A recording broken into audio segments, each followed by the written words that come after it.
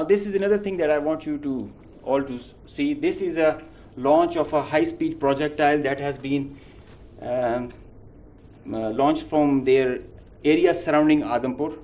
Now these are the vectors where our radars are picking them, and it is disappearing short of Amritsar area within their own territory. I mean, this is the most absurd kind of a targeting psychology or practice that you would see, that you are not only targeting neighboring countries to your enemy, if they consider it, and your own people as well, jeopardizing their safety. I mean, this is the high-speed project impacting within own territory, and we have other pictures for that also. This is the repeat occurrence that happened the other night also. Slide. Now the PF's response, I would like you all to pay attention to that, because this is kind of a dizzy slide, but I will go one by one so that it's all clear. PF's response, PF's effective spectrum warfare, which supplemented the kinetic ops that we envisaged to take. The integrated, seamless, synchronous utilization of EW, cyber, and space domains, coupled with the synergetic all-domain offensive response, which orchestrated following a very intricate targeting mech, the mechanism that we undertook to engage the targets, of swift, calibrated, effect-based approach to operations, which was undertaken across complete swath of the Indian Western Front.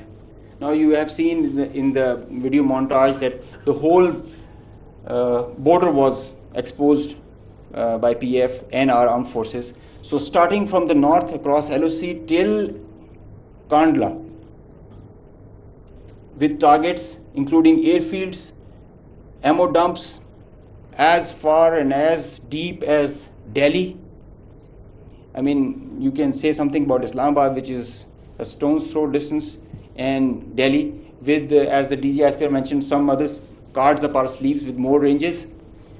The Barnala C2 center, which is the heart of their IACCS, and other airfields, Nalia Bhuj and Kandla, as they mentioned. You can see, Google it also so that you can see the effects. PF's hypersonic missiles, unmanned force, stand-up weapons, and long-range vectors all were on the menu for the multi-domain operations that we undertook. So PF utilization of niche and disruptive capabilities struck deep inside the enemy. And there were like hundreds of drones that were there. Hypersonic, engaged targets, deep, precise, lethal, destructive. Slide. Just go back. I will explain the slide that is coming ahead. So our aim was to achieve ascendancy in effects so that we manage the escalation. Throughout the conflict of whatever length it was, we had the escalation management at our side. So within a short span of time of a couple of hours, we had really saturated our friendly neighborhood. Next slide. This much talked about S-400 threat. As I mentioned that we were giving special attention to the Rafales in the air, so we gave our remaining part of our attention to the S-400 on ground. Now identifying S-400, attacking them is a easier part than identifying it on ground, because it is mobile, it's a high value thing, and you guard it. It's kind of a center of gravity. So we were tracking through our satellite imagery well before the hostilities, as we usually do. So we had pinpointed S-400. As you can see, we knew that this is parked. It's cheeseboard radar, and the other part of the radar, the other constituents of the whole S4 battery. Slide. These coordinates, go back. These coordinates were ortho-rectified by our space department, so that you have a very precise engagement. Whenever you are throwing and employing long-range vectors, you really need very precise coordinates so that you don't miss.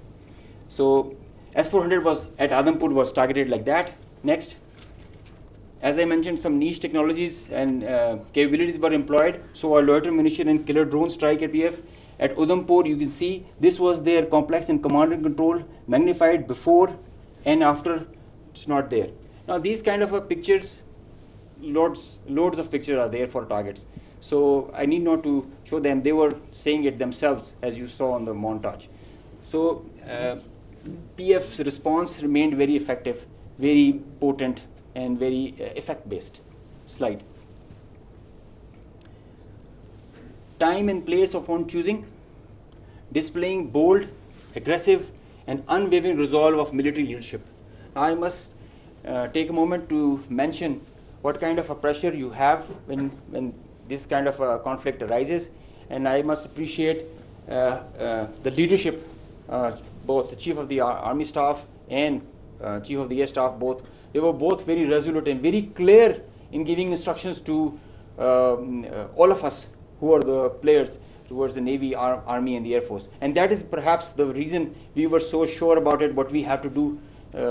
In speed and direction, sometimes you have to prioritize direction more than the speed.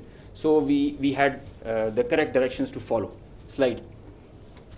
With unprecedented reach, precision, lethality, while avoiding collateral, as you have seen in the video montage. PF hit maximum number of IAF airfields in a single operational package since 1971, because they crossed the international border since that, so we had to do that.